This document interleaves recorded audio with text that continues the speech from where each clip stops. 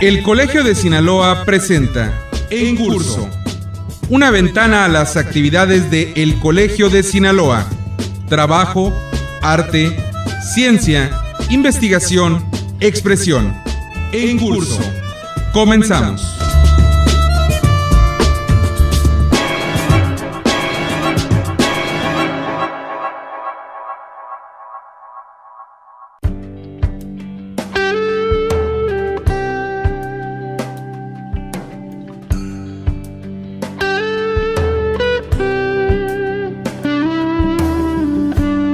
Para contribuir en la difusión del conocimiento, el Colegio de Sinaloa cuenta con una amplia gama de publicaciones que reflejan el carácter multidisciplinario de este organismo público estatal. En esta colección sobresalen los libros y discos compactos, producto de sus proyectos de investigación de la serie Atlas, serie Catálogos, así como obras de los miembros colegiados y autores destacados de Sinaloa.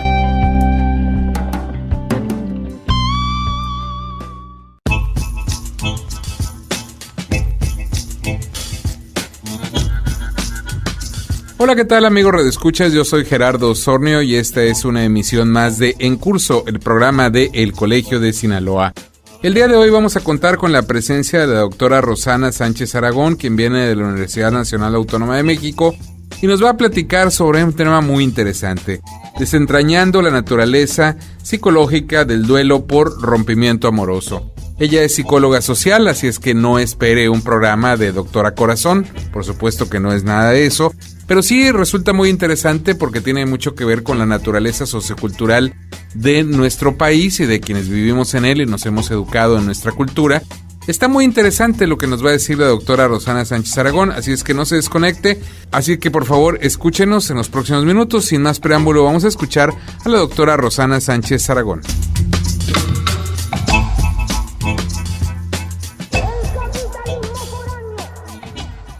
Le damos la más cordial bienvenida al programa En Curso, el programa de El Colegio de Sinaloa, a la doctora Rosana Sánchez Aragón, quien estuvo presente recientemente en el Colegio de Sinaloa y dictó una conferencia titulada Desentrañando la naturaleza psicológica del duelo por rompimiento amorosa.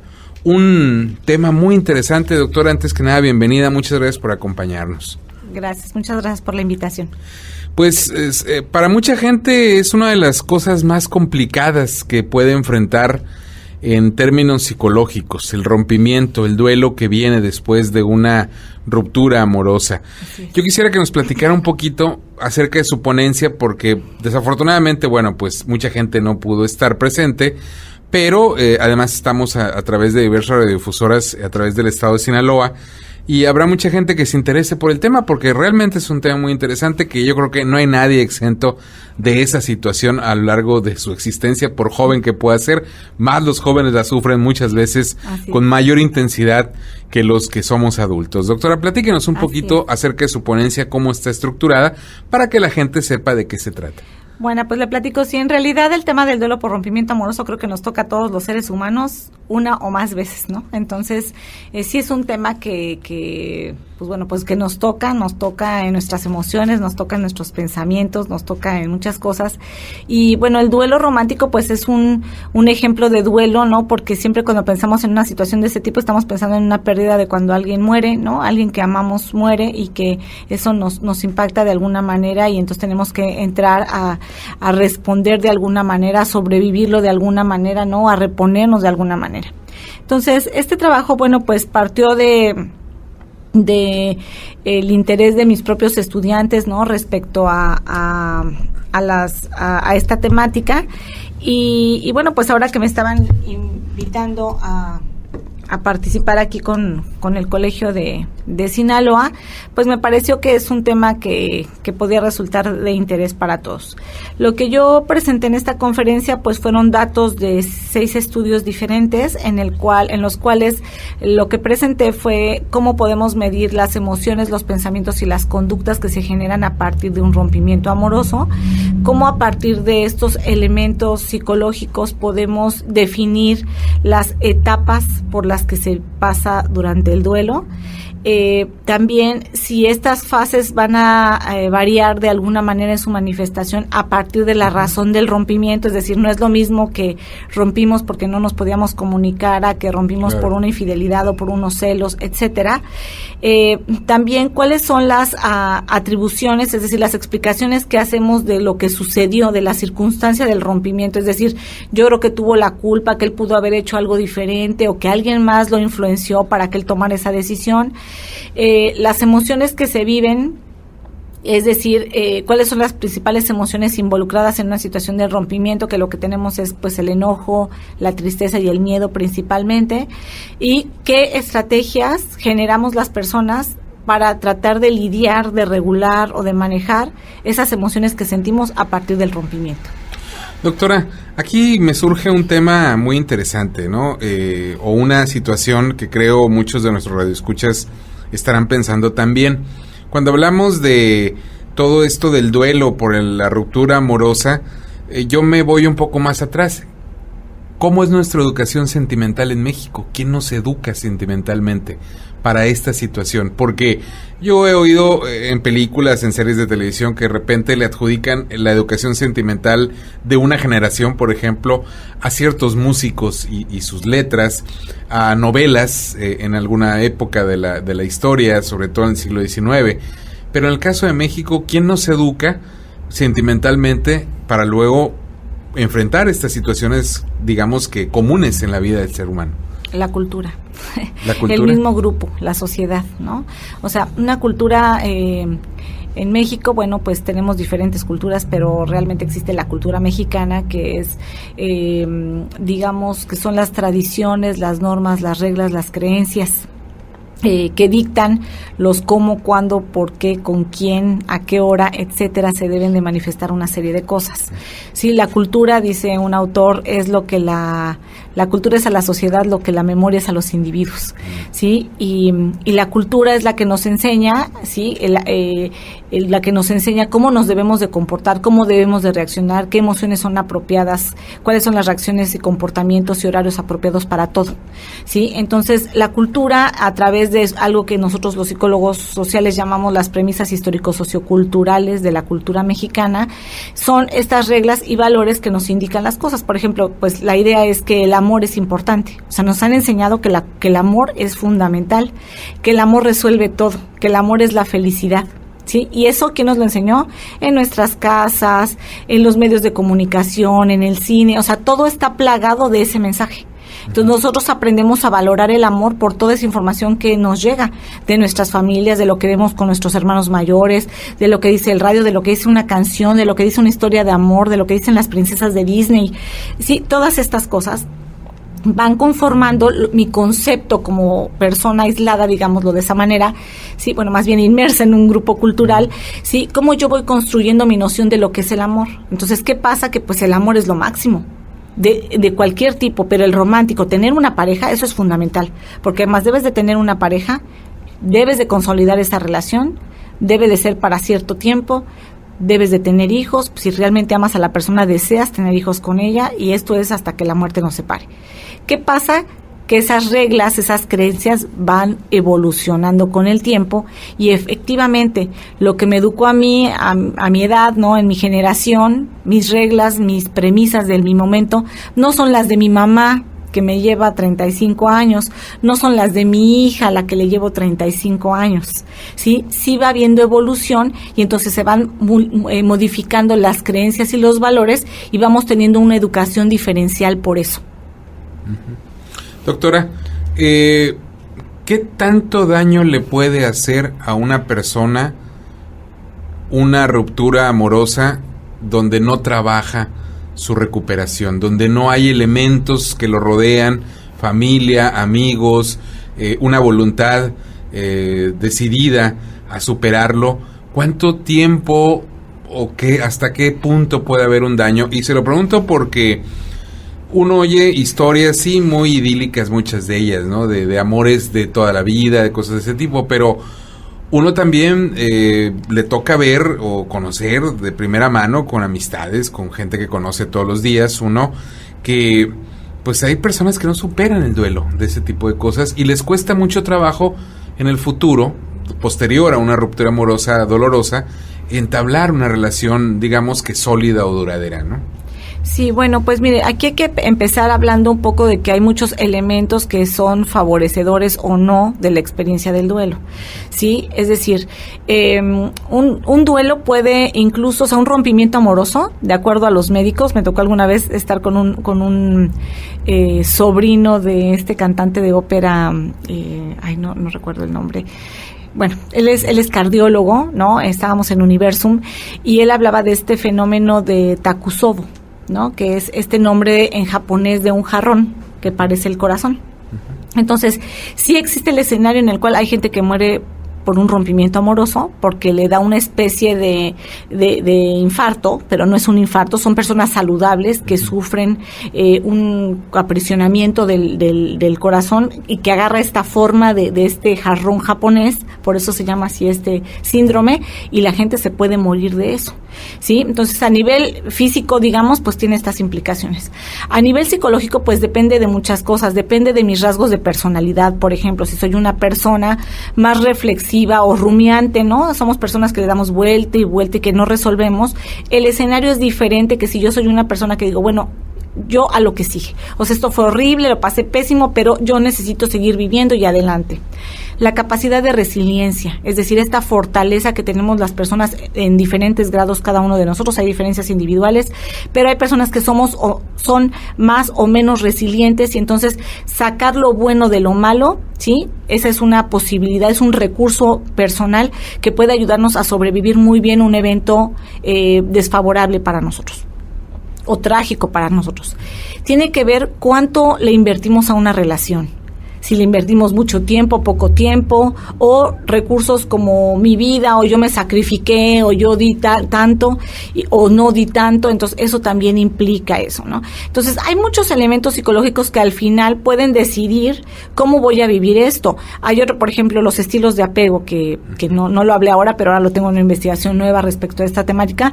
El estilo de apego, tenemos 3 estilos de apego. Uno que es si yo soy muy segura al relacionarme con mi objeto amoroso, si yo soy ansiosa, ambivalente, es decir, siempre estoy insegura de este objeto, o si soy rechazante, es decir, yo tengo muchas limitaciones para relacionarme íntimamente con alguien. Entonces, el escenario de estas 3 personas, vamos a decirlo de esa manera, para vivir un duelo es muy diferente. Una persona segura, pues dice, bueno, fue una gran experiencia, sí, le estoy pasando pésimo, pero yo puedo seguir adelante.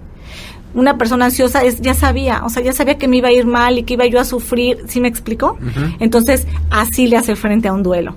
Una persona que es rechazante dice, es que por eso la gente ni vale nada, ¿no? Todas las personas son iguales y yo no debo de relacionarme en el futuro con nadie. Entonces, eso más todos los otros elementos que acabo de mencionar, al final hacen una conjunción que definen los tiempos, los dolores, las emociones, las cosas que se piensan, etcétera, las consecuencias que uno percibe a partir del rompimiento.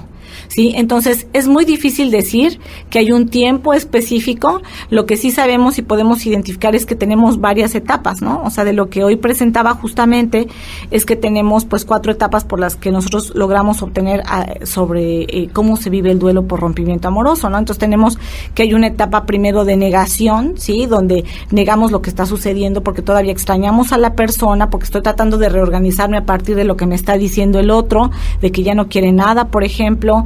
Estoy tratando de negociar una reconciliación todavía, me siento muy triste, ¿no? Estoy experimentando puras emociones negativas.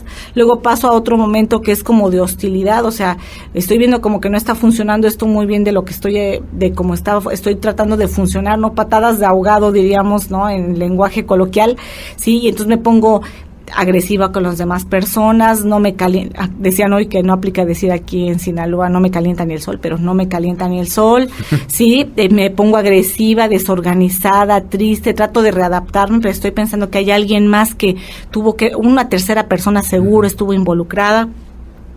Luego viene otra etapa que es la desesperanza, o sea, veo que ya, aunque me ponga de malas, aunque le hice la luchita, etcétera, no logro nada, entonces viene como una volcadura de pura emoción negativa.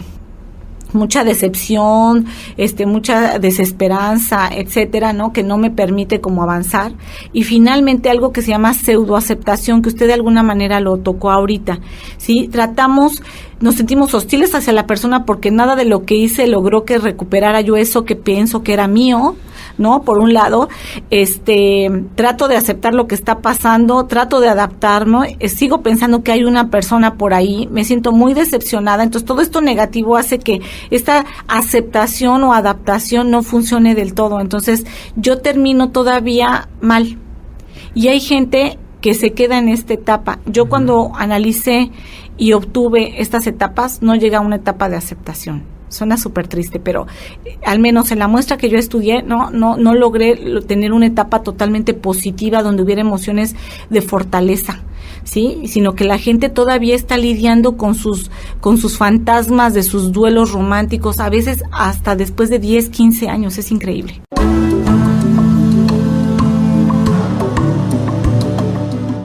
El Colegio de Sinaloa presenta una cápsula de historia. Salvador Alvarado es reconocido como un estadista, visionario y educador que participó en la Revolución Mexicana. Aunque él decía que era sonorense, nació en Culiacán en 1880. Se afilió al movimiento maderista en 1910 porque ya vislumbraba que la revolución era inminente y como hombre de su tiempo reflexionaba sobre la necesidad de cambios en México. Fue de los pocos generales que dejó una amplia obra escrita. Las contribuciones de Salvador Alvarado están centradas en el ámbito educativo, acción notable al encontrar que los congresos pedagógicos más importantes en su época fueron organizados por él. Fue gobernador de Yucatán de 1915 a 1917, estado donde promulgó la Ley General de Educación Pública, instituyendo la educación primaria como obligatoria y laica. Ley de contenido social y precursora de la Constitución de 1917.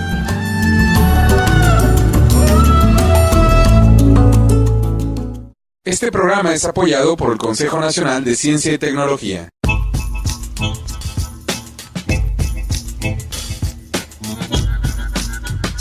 Les recuerdo a quienes nos sintonizan que este es el programa en curso, el programa de El Colegio de Sinaloa, una emisión semanal a nivel estado que llega a usted a través de diversas radiodifusoras culturales del estado de Sinaloa desde hace alrededor de 2 décadas, llevando para usted algunas de las actividades de El Colegio de Sinaloa. En esta oportunidad estamos escuchando a la doctora Rosana Sánchez Aragón, psicóloga social que nos visita para dictar una conferencia que se titula Desentrañando la naturaleza psicológica del duelo por rompimiento amoroso, un tema muy interesante que puede sonar a lo mejor muy poco trascendente para algunos, pero visto desde la perspectiva de la psicología social, pues resulta muy interesante, sobre todo que tiene que ver con la naturaleza sociocultural de nosotros los mexicanos. Así que vamos a seguir escuchando aquí en curso el programa del Colegio de Sinaloa a la doctora Rosana Sánchez Aragón.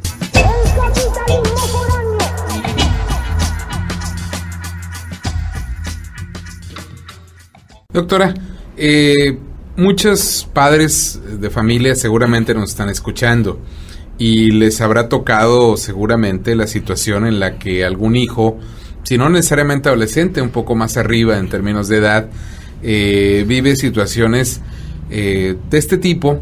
Y a veces, pues como usted lo mencionaba al principio de la entrevista, las diferencias generacionales son situaciones diferentes, no todo se puede manejar igual. Lo que nos tocó a nosotros no es lo mismo que viven hoy los jóvenes que hoy tienen 20, 18, un poco más allá de esta edad. ¿Cómo sugiere usted como psicóloga social manejar estas situaciones a los padres? ¿Acudir a una ayuda profesional cuando la situación se pone grave? ¿O qué pasos tomar para que el hijo o la persona que está viviendo el duelo pueda tomar un camino adecuado, quizá por cuenta propia, para irlo superando correctamente? Mire, yo creo que en este camino de la educación y el acompañamiento a los hijos, digamos, yo soy mamá de una niña de 14 años, ¿sí? La verdad es que yo sí creo que una parte sustancial en el cómo resolver situaciones de este tipo como de otro tipo que pueden involucrar la seguridad emocional de nuestros hijos, ¿no? Está el realizar pues un acompañamiento en el cual pues fortalezcamos los canales de comunicación. O sea, es bien importante que como papás sepamos qué siente, qué piensa y qué está pasando en la cabecita de esta persona que queremos, ¿no? Entonces, yo sí creo que tenemos que fomentar mucho la confianza y la comunicación para poder ayudar, porque si no los estamos acompañando, si no nos damos un escenario es que nunca nos demos cuenta de lo que les está pasando, ¿no? Entonces, que realmente pues no podamos ayudar independientemente de que tengamos los recursos o no, simplemente porque no nos damos cuenta de lo que les está sucediendo. Entonces, algo muy importante es pues estar muy al pendiente, fortalecer la comunicación y la confianza. El siguiente paso, o sea, no siempre estamos habilitados, porque lamentablemente pues los papás estamos experimentando, ¿no? O sea, a menos que tengamos mucha experiencia con otros hijos, pero eso tampoco nos hace expertos, ¿no? Sí necesitamos acudir a gente que puede estar calificada en el área. Yo misma lo digo, yo no me siento calificada en el área porque yo hago investigación sobre esto, yo no doy atención clínica. Claro. Entonces, yo estoy segura de que uno necesita acudir con personas especialistas en cuestiones de duelo, de emociones, etcétera. Yo sí puedo dar un consejo que puede ser, pues, traten de hablar con ellos, que entiendan la parte como, que le den proporción a la emoción que experimentan, por ejemplo. Eso es muy importante. A veces por un estímulo pequeñito hacemos un escándalo, o a veces por algo muy grande le damos poca importancia. Aquí el punto es darle su justa medida a las cosas y entonces tratar de pensar qué podría resultar constructivo para la persona hacer o dejar de hacer y aconsejarlos en ese camino. No como yo lo haría o no como, no sé, la comadre me platicó, sino realmente ubicándonos en la realidad, en la sensatez y darle una proporción. Si el niño le está dando una proporción alta, por ejemplo, o la persona le está dando una proporción alta al rompimiento, es porque significa mucho, porque invirtió mucho, porque etcétera. Entonces, hay que ayudarle a que esa proporción se vuelva real. O sea, si es una pareja que tienes a los 18 años, pero te falta conocer mucha gente, ahorita es un momento difícil, sí, etcétera, etcétera, pero siempre acudir con una persona experta. En este caso, pues tenemos que hablar de los psicólogos, ¿no? Los psicólogos, ese es nuestro trabajo, el apoyo, el acompañamiento y el darle una proporción a las cosas con cierta expertez, ¿no? Que nos da nuestra formación y de apoyo a los papás como a los hijos en este caso, ¿no? Entonces, sí creo que sí tenemos que acercarnos a alguien que sepa. Hay literatura, ¿no? Hay literatura científica, hay literatura de personas expertas, no cualquier cosa. Eso también ayuda mucho en estos procesos. Doctora, cuando hablamos de México como sociedad, bueno, tenemos características que de alguna manera a veces nos cuesta incluso a nosotros mismos mucho trabajo comprenderlas, ¿no? Ha habido a grandes análisis sociológicos, incluso desde otras perspectivas, como el caso de El laberinto de la soledad, de Octavio Paz, que es un estudio muy profundo de la mexicanidad. ¿Cómo podemos ir manejando mejor este tipo de duelos los mexicanos como sociedad? Porque pareciera que de repente nos gusta estar heridos, nos gusta estar lastimados. Cuando no es el duelo amoroso, es el duelo por la muerte de alguien, pero pareciera que siempre hay una constante de dolor en mucho de la existencia del mexicano como parte de la sociedad que vivimos.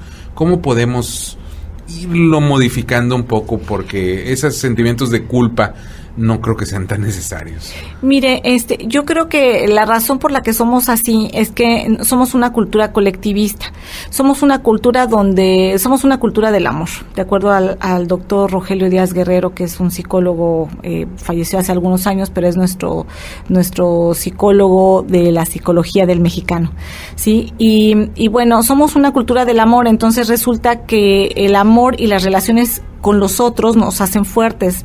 Nosotros no somos solos, somos hijos de una familia, somos el hijo de fulanita, somos el sobrino de tal, pertenezco a tal institución, sí, entonces somos muy muy gremiales, digámoslo de esa manera. Entonces, todo lo que nos pega por el lado interpersonal y del lado del amor y de los afectos nos pega mucho.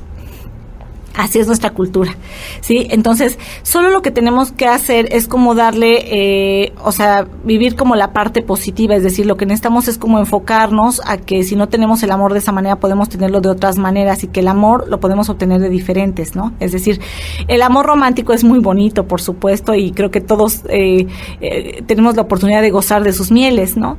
Pero cuando no sucede eso, quiere decir que yo no debo de dedicar o priorizar en mi vida, darle el 100% al amor romántico, existe el amor a mi familia, el amor que yo puedo obtener a través de realizar una actividad, en mi caso laboral o académica o lo que sea, que me encanta. Entonces, nuestra vida en realidad, nuestro 100% de vida tiene diferentes esferas, entonces nosotros tenemos que darle proporción a todo.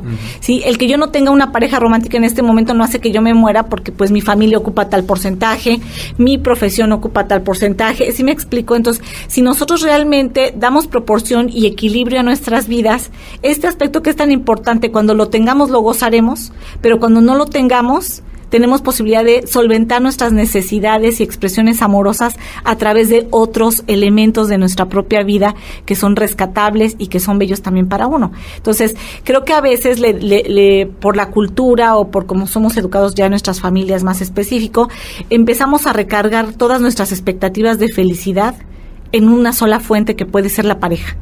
Y entonces creo que eso acaba siendo de alguna manera erróneo, porque eso solo es una parte del pastel de mi vida, ¿no? Entonces, a lo mejor eso nos ahorraría un poco ciertos sinsabores y dolores en la vida. Bueno, pues un tema que da para mucho, doctora, pero pues el tiempo se nos ha agotado. Le agradezco mucho, doctora Rosana Sánchez Aragón, que nos haya acompañado. Dejo la invitación abierta para que en una próxima visita, que ojalá sea pronto, al Colegio de Sinaloa, ojalá nos permita tenerla de nuevo en este programa para seguir platicando. Muchísimas gracias. A sus órdenes.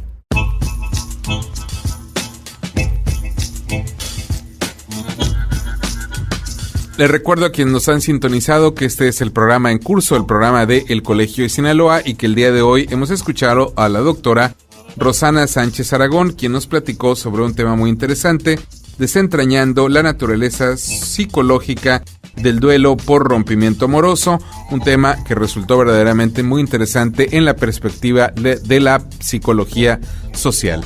Nos vamos a despedir, queremos agradecer su atención a este programa, invitarlo para que siga en compañía de esta emisora, pero también para que nos acompañe en las diversas actividades de El Colegio de Sinaloa. Para obtener información de horarios y días precisos puede acudir en la ciudad de Culiacán a la calle Antonio Rosales 435 Poniente, código postal 80,000, o también llamar a los teléfonos en la capital del estado sinaloense 716-1046 y 716-1050, ambos con LADA 667. Desde cualquier punto puede pedir información enviando un correo electrónico a coldecin@yahoo.com.mx o entrando a la página de nuestra institución www.elcolegiodesinaloa.gov.mx. Y por supuesto también puede volver a escuchar esta emisión y muchas como esta si entra a YouTube y teclea simplemente El Colegio de Sinaloa. Ahí va a obtener un menú de alrededor de 100 emisiones como la que usted acaba de escuchar, para que disponga de ellas cuando así lo desee. Sin más, me despido. Yo soy Gerardo Sornio y esto fue una emisión más de En Curso, el programa de El Colegio de Sinaloa.